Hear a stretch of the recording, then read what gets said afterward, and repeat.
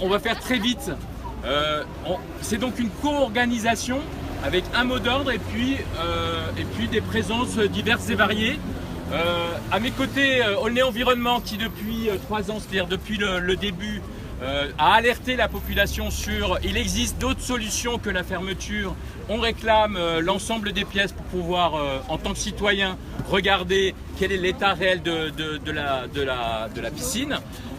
Moi-même, je suis un des animateurs de Vivre Mieux ensemble à Aulnay-sous-Bois. Donc, bien sûr, la question de la piscine, la manière dont on vit en ville par ces fortes chaleurs. Alors, pas aujourd'hui, hein, mais vous l'avez compris. Mais ça nous intéressait et il nous semblait intéressant aussi de faire un rassemblement à la fois revendicatif, mais aussi festif, joyeux, coloré. Face à une municipalité, il faut bien le dire, qui nous a refusé, vous l'avez vu, l'accès à l'entrée, comme si nous étions de dangereux, je sais pas quoi d'ailleurs, trublions. À mes côtés, il y a aussi un mouvement, la Révolution est en marche, qui a fait partie, donc il y a Valentin qui est ici, qui prendra aussi la parole, et donc qui a proposé à un ensemble d'organisations, et c'est pour ça qu'on est là ce soir. Il y a un certain nombre aussi de partis politiques qui sont représentés pour un certain nombre au conseil municipal, qui ont abordé ces questions-là et nous le diront lors des conseils municipaux. Donc là aussi, ça fait un certain nombre ils ne sont pas restés inactifs et donc ils auront aussi la parole. Je vais commencer juste quelques mots pour vous dire qu'on est déjà très content que vous soyez aussi nombreux parce que, j'oublie, il y a une autre association et je ne veux pas les oublier parce que ça a un lien aussi. Le Club Canin est là, je veux dire Piscine Club Canin, on est aussi sur des questions de vivre en ville, de la question de l'animal en ville, de comment on se comporte avec son animal, de dressage, d'accompagnement des maîtres, et c'est en termes éducatifs, environnemental très important, et c'est aussi un terrain, tout le terrain derrière Balagny qui est encore un terrain de pique-nique, de balade, etc., qui va disparaître au profit d'une bétonisation. Donc on voit bien qu'on est aussi dans une convergence, on va dire, d'un certain nombre d'actions. Ils vont être privés de leur terrain. Et donc voilà, c'est aller les voir, discuter avec eux. Vous êtes privés, oui, je suis passé. Ils sont privés de leur terrain, ça veut dire que ça fait plus de 30 ans qu'ils étaient là, implantés. C'est une vieille association d'Aulnay. Alors sur la piscine, la piscine pour nous c'est un double symbole. C'est le symbole d'abord d'un lieu convivial et depuis des années où les familles de toute génération vont l'été pour se retrouver, mais aussi pour faire face à la canicule, pour s'aérer, etc.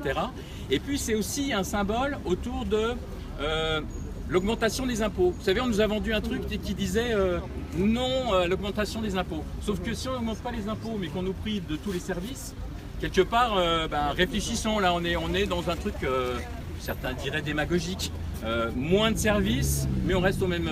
donc c'est aussi comment, sur cette ville, on réinvestit des lieux de convivialité. Voilà, donc ce que nous on espère, c'est que cette manifestation, votre présence, va permettre d'ouvrir la piscine dès que possible, et notamment cet été, les bassins extérieurs, pour retrouver ce que des générations d'Aulnaysiens ont connu, c'est-à-dire se retrouver tranquillement à la piscine l'été, notamment pour les familles qui ne partent pas du tout l'été. Et je ne vais pas être plus long, je vais laisser la parole donc à Aulnay Environnement, et puis ensuite donc à Révolution Saint-Martin. Bonjour à tous. Nous avons tenu à nous joindre à cette manifestation organisée par VME entre autres, parce que ça met en relief un de nos soucis. Aulnay Environnement, c'est une association qui réfléchit sur la gestion de l'espace, l'évolution de l'espace et des équipements collectifs dans la ville. C'est clair que nous sommes donc intervenus dans la réflexion sur le PLU et nous avons touché du doigt un certain nombre de membres dans notre ville. Par exemple, nous n'avons pas de médiathèque, nous n'avons pas de maison des associations, nous n'avons pas de salle des fêtes digne de ce nom. Bon, c'est vrai que nous avons des institutions de prestige, mais nous n'avons pas ce dont ont besoin les associations. Et tout ce qui se passe en ce moment montre un certain mépris pour les associations. C'est ce qui se passe avec le Club Canin. Le Club Canin travaille dans le vivre ensemble, on le supprime. La piscine, il y avait un club, il y avait toutes sortes de choses formidables, on ne les consulte pas, on s'en fout.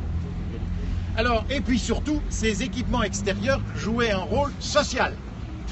Alors, ce qui aurait dû être fait, si nous étions en démocratie, nous ne sommes pas en démocratie. Nous avons des conseils de quartier, nous recevons des invitations intitulées démocratie de proximité. Il y a peut-être de la proximité, mais il n'y a pas de démocratie. Parce que dans une démocratie, les gens ont le droit de donner leur avis. On les consulte. Nous sommes dans le degré 0 de la démocratie. Simplement le degré, on vote tous les 5 ans et ensuite c'est fini. Les conseils de quartier ne sont pas des conseils, ce sont des conférences de presse. La mairie vient dire ce qu'elle va faire et basta. Et on n'a rien à dire. Si on dit quelque chose, comme je l'ai fait la dernière fois, on nous dit « ce monsieur fait son cirque ». Ils me l'ont dit. Voilà. Et dans un conseil de quartier, si nous étions dans des choses démocratiques, il y aurait un modérateur, il y aurait un président et la mairie serait un intervenant comme les autres. Or, c'est la mairie qui est juge et partie. C'est tout à fait anormal. Il faut que vous, dans les conseils de quartier, vous exigiez qu'il y ait des présidents indépendants de la mairie et que ça se passe autrement. Donc, il y aurait dû y avoir, dès la fermeture de la piscine, et que des études, lorsque les études ont été faites, ça a duré assez longtemps, ils ont eu du mal, que les documents relatifs à ces études soient publiés. Nous avons dû menacer de saisir la CADA pour que ces documents soient communiqués. Et en plus, ils étaient incomplets, c'est exact. Et le débat pouvait commencer. Ce que la mairie aurait dû faire, c'est organiser immédiatement, une fois que les éléments étaient réunis, que les coûts étaient évalués, une réunion publique pour dire aux habitants, voilà où nous en sommes. Qu'est-ce que vous suggérez? Ça va coûter tant, ça va coûter tant. Ça a été le blocus, ça a été l'opacité complète. Et ça continue. Donc, nous sommes là pour dire ce dossier est emblématique d'une attitude antidémocratique de nos élus.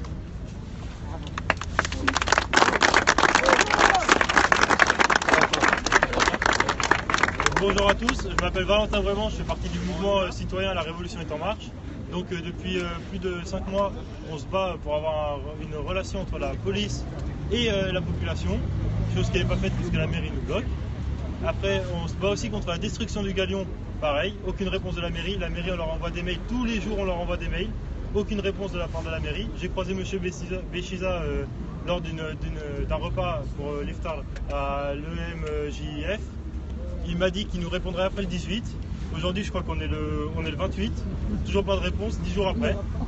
Donc voilà, donc aujourd'hui on est là pour la piscine, pour l'antidestruction du Galion, contre la pose des compteurs Linky qui est faite sans demander nos avis alors qu'il y a des études qui ont été faites, il y a des ondes nocives pour la santé. Et voilà, donc pour tous ces projets-là. Voilà. Après, je ne vais pas m'étaler. Merci. Merci. Je voudrais encore rajouter une chose. C'est que la fermeture de la piscine permet d'économiser 2 millions par an, plus de 2 millions par an. Et qu'est-ce qu'ils font avec ces 2 millions, ces 6 millions qu'ils ont déjà économisés? Ils vont construire un parking souterrain dans l'ancienne place Camélina qui sera déficitaire, qui va nous coûter chaque année parce qu'il faudra payer le déficit, hein, et qui ne va servir que à compléter un programme de luxe, hein, des bâtiments construits par un promoteur de luxe qui pourra dire, et la mairie pourra dire, voilà, regardez cette place, elle est magnifique, en plus pour vos invités, il y a un parking souterrain. Là, on va et ça fait 5 millions. On a 2 prises de parole. C'est un article aujourd'hui sur notre site. Bonsoir à tous. Et puis on listera le club canin, bien sûr. Oui. Bonsoir à tous et à toutes. Attends, Je me présente. prends le micro. Bonsoir à tous et à toutes. Je me présente, Youssouf Sibi, responsable du PS d'Aulnay. Et donc, je m'associe à ce qui a été dit précédemment. Effectivement, avec les élus PS, il y a une présence groupe du Chalier qui se présente ici même. Dès la décision de M. Béchiza de fermer la piscine, on s'était mobilisé en disant qu'effectivement il y avait un problème de sécurité sous la poutre, la structure même de la piscine, donc il fallait la fermer cette piscine-là. Néanmoins, ce qui nous a fait bondir et ce qui a fait bondir les Aulnaysiens, c'est qu'il n'y a aucune alternative qui a été proposée, alors qu'il y avait des solutions qui étaient là. Les services de la ville, en avril 2015, avaient proposé à ce que la réparation de la piscine soit opérée et aménager les bassins extérieurs comme nous l'avons demandé à hauteur de 9 millions d'euros, ce qui fait de façon pluriannuelle pendant 3 ans ce qu'on aurait pu faire. Le maire n'a même pas esquissé un début de travail sur cette question-là. Il a tout de suite évacué en nous disant on a commencé par une piscine olympique qu'on voulait faire. Ensuite, ça a été on va le mettre sur PSA.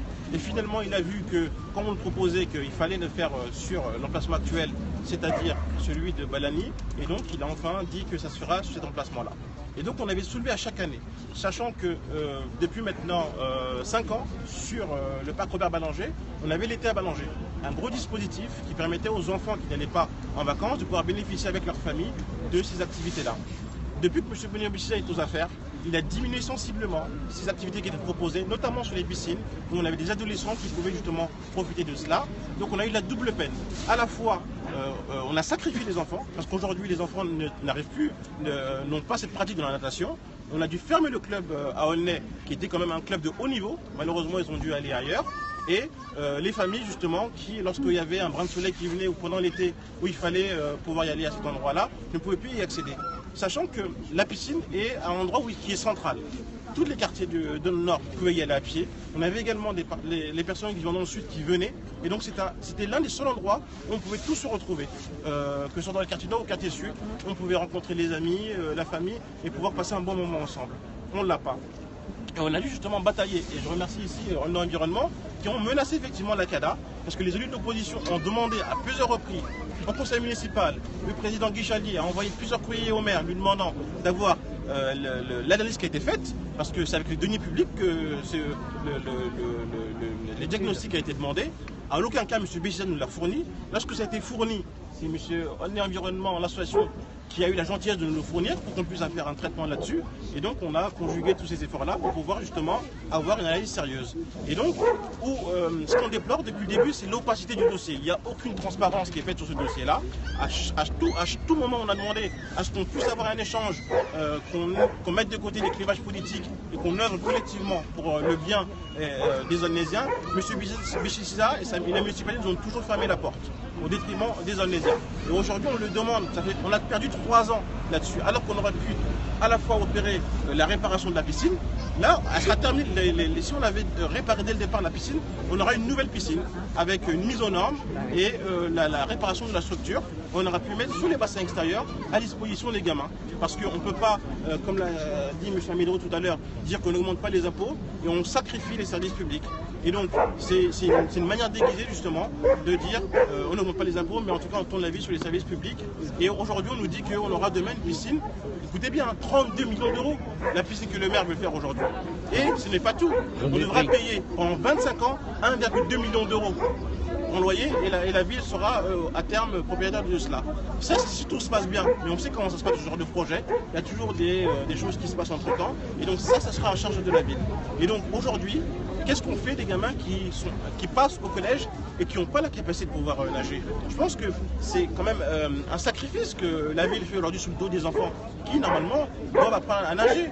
Demain, si un gamin se trouve dans une situation d'inconfort où il n'a pas cette possibilité, cette capacité-là de pouvoir nager, qu'est-ce qu'on dira? Et donc, à un moment donné, il faut, lorsqu'on est maire, il faut penser à tous les Aulnaisiens. On ne peut pas penser justement en termes de deniers. Et ça a été rappelé, si la piscine n'est pas réouverte, c'est une question de finances. Le maire veut économiser. Et donc, un exemple, je conclue en 2 mots, c'est qu'il a vendu tout le matériel, le mobilier de la piscine municipale. Donc ça en dit long sur son intérêt qu'il a sur cette piscine-là. Voilà, très bien.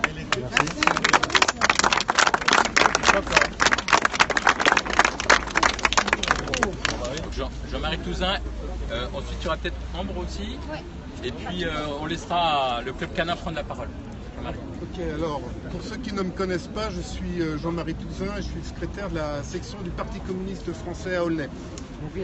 Alors, beaucoup de choses ont été dites, et ce qui est une bonne chose, c'est que divers que nous sommes, nous convergeons, nous nous retrouvons aujourd'hui. Alors je ne vais pas redire ce qui a été déjà dit, et ce sont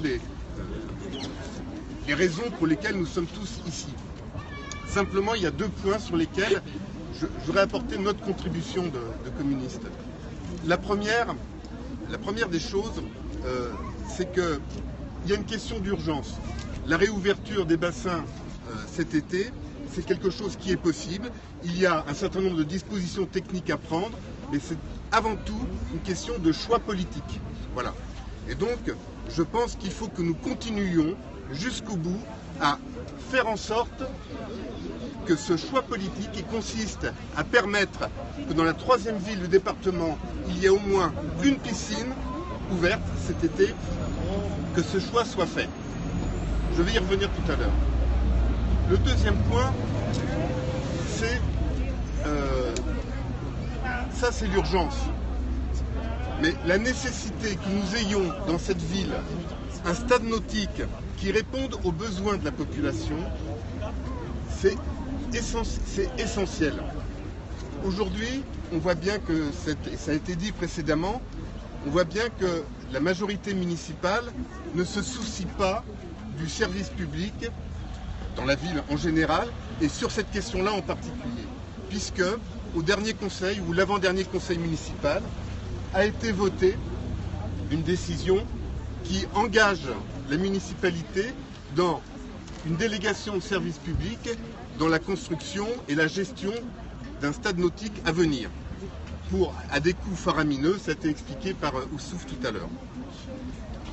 Là, il y a une question qui est majeure. Je pense qu'aujourd'hui, on se rassemble sur une question d'urgence, de justice sociale, mais je pense qu'il faut que nous continuions à cultiver ces convergences et cette mise en commun de nos énergies, de nos idées, pour, à l'avenir, imposer que dans cette ville, de 83 000 habitants, il y ait un stade nautique accessible à tous et à toutes. Parce que c'est une question de justice sociale. Depuis 3 ans que cette piscine est fermée, il y a des enfants qui apprennent à nager. Parce que leurs parents ont les moyens de leur payer des cours. Tant mieux. Il y a des enfants qui cet été vont aller se baigner dans des piscines loin, dans des piscines, dans des hôtels, à la mer. Mais moi, ceux à qui je pense en priorité, et ça n'exclut personne, ceux à qui je pense en priorité, c'est celles et ceux qui vont rester pendant tout l'été dans les cités de notre ville et qui n'ont aucun moyen d'accéder à des loisirs nautiques. Et donc, la question de demain, de la construction d'une piscine qui soit gérée selon les principes du service public, c'est-à-dire la possibilité d'accès à toutes et à tous, quels que soient les moyens dont les uns et les autres disposent, est une question essentielle. C'est une question de justice sociale, de bon sens bien sûr, mais de justice sociale. Et donc je pense qu'il faut que nous continuions absolument à cultiver notre capacité, au-delà de nos différences, de nos appréciations diverses et variées, de nos préoccupations diverses et variées, il faut que nous continuions absolument à cultiver nos convergences pour gagner sur des objectifs comme l'ouverture rapide des bassins d'été et demain pour inverser les décisions qui ont été prises d'ores et déjà de manière à ce qu'il y ait un stade nautique digne de ce nom, accessible à tous les Aulnaisiens et à toutes les Aulnaisiennes. Voilà, je vous remercie. On paye des impôts, faut pas l'oublier là. Donc ils ont un peu d'argent là. C'est pour le parking. Pour l'argent. Bon bah, bonjour à tous et à toutes. Je m'appelle Ambre Froment et j'ai été la candidate pour la France Insoumise aux élections législatives. Et je vais pas prendre votre attention hyper longtemps, mais moi il y a un truc sur lequel j'aimerais revenir et ça a été amorcé un petit peu par Alain et par tous les autres tout à l'heure. Mais c'est que là, ce à quoi on est en train d'assister, c'est historique à Aulnay. Ça fait combien de temps qu'on n'avait pas vu autant d'associations, de partis différents, tous s'unir et on va le dire, hein, ça s'appelle la convergence des luttes pour le coup. C'est à la fois pour la piscine, pour le centre canin, pour les autres revendications qui sont portées par la Révolution est en marche. Et je pense qu'il faut vraiment les féliciter pour ce qu'ils ont fait, parce que si on est tous ensemble ici aujourd'hui, c'est grâce à la Révolution est en marche et à leur vrai travail d'unité. Donc voilà. Et nous sommes ici dans la gaieté et l'humour. On va laisser la parole au club canin et puis tous ceux qui n'auront pas eu à boire On ne fait pas de cirque. qui ont déjà bu auront droit aussi. On ne fait pas de cirque. Hein. Bon bah, bonjour à tous, je m'appelle Gérard Durand, je suis président du club canin d'Aulnay-sous-Bois. Le club canin devait fêter cette année ses 80 ans et ses 43 ans sur le territoire de la commune. et on nous a appris qu'on devait partir pour faire face à du bétonnage. Ah oui. Cette annonce nous a été faite début avril, soi-disant que la concertation était faite avec nous depuis 2015, j'en ai aucune trace. Ils nous ont proposé, soi-disant, 3 terrains. Le seul terrain qu'ils nous ont proposé, c'est au gymnase Jacques Anquetil, où il y avait un terrain de cricket. Et le terrain de cricket n'a pas pu être déplacé. Apparemment, l'association qui gère ça avait sûrement le bras plus long que nous. Et ils ont réussi donc à nous faire qu'on puisse pas s'installer là-bas. On leur a fait des propositions, je leur ai fait un courrier en mai 2016 pour laquelle ils ne m'ont jamais répondu. Jamais. J'ai reçu un mail en disant que le projet était à l'étude, qu'ils me contacteraient bientôt, et je n'ai jamais eu d'autres nouvelles. Et après, ils nous proposent soi-disant un terrain à Suzanne-Langlaine, ou alors au rond-point de Robert Schuman. Nous mettre au milieu du rond-point avec la 3 voies qui a tout le tour. Ils ne savent pas du tout ce qu'on fait comme travail. Nous, on travaille au niveau du club canin pour l'intégration du chien dans la ville, pour que tout se passe correctement dans la collaboration entre les chiens et les gens. Mais il n'y a aucune concertation. J'ai écrit à tous les conseillers municipaux d'Aulnay-sous-Bois, de la majorité comme de l'opposition. Aucun n'a eu la décence de me répondre. Donc je considère que c'est déplorable comme situation et qu'on ne tient absolument pas compte de nos remarques. On nous laisse tomber purement et simplement, on nous renvoie sur le parc départemental du Saucet, qui est en gestion départementale, mais c'est vraiment très hypothétique à ce niveau-là. Voilà la situation. On a fait un concours le 11 juin. Le 11 juin à minuit, on devait avoir débarrassé le terrain. Il a fallu qu'on démonte tout entre 20h et minuit. Donc là aussi, je trouve que c'est inadmissible. Ils m'écrivent en recommandé, ils envoient le recommandé au niveau du club, mais normalement, ils devraient l'envoyer à l'adresse du président. Et ça, à chaque fois, dans le courrier, je leur mets, et ils n'en tiennent pas compte du tout. Alors c'est absolument inadmissible cette situation. Je pense que tout le conseil municipal est à la solde de M. Béchiza. Je ne veux pas rentrer dans la politique, mais vraiment c'est déplorable comme situation. Nous on nous laisse tomber. On a 328 adhérents, dont 143 sur la ville d'Aulnay. Je trouve que nous laisser tomber comme ça, c'est vraiment dégueulasse. Voilà, je vous remercie.